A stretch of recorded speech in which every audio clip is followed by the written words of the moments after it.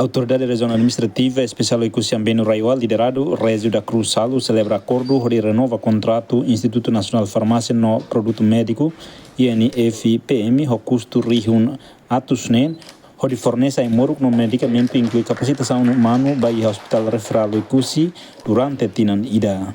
Diretor da Direção Regional de Saúde Ikusi, Merita Marques Lafo, explica que a renovação do contrato é importante para assegurar fornecimento a Imoruk, produto medicamento inclui capacitação de recurso humano para serviço de saúde Ikusi. Tinan ita celebra ba contrato compras niya. Agora, tamba iha cada tina iha mudança de orçamento. E depois ba item a Imoruk ano atu tem medida nene lá, ita level tem ne tamba Imoruk nene iha quase 300 racing items nebe makaia.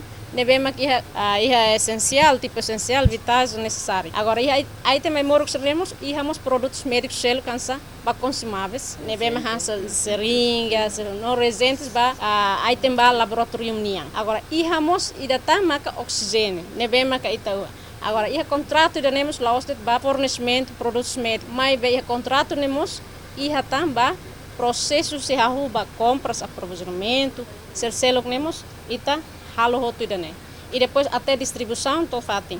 E temos capacitação onde a gestão armazenamento. Sim, e também a recomendação e tem acordo lá. Então, ita husmaga INF-PM bele assegura fornecimento idane don lá tu acordo nebe makaiha.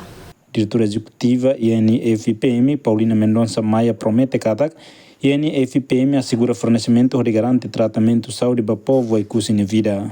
A minha parte INF-PM, na tem apoio hospital Raioa, atu hamutu, atu haretok, armazém na bema com qualidade de dia, atu bele assegura qualidade de Imoruk. Agora a minha assina curu de nehoto, a minha se encontro o diretor executivo do município Raioa né, no moço de estrutura toma, todo preparado para hari armazém na bema agora dá uns $60 mil. Sim. Você 60 mil, tinha ainda né. O emergência 10 mil. Tipo saída, Imoruk com equipamento médico inclui capacitação? Medicamentos, oxigênio, nos reagentes, no consumável.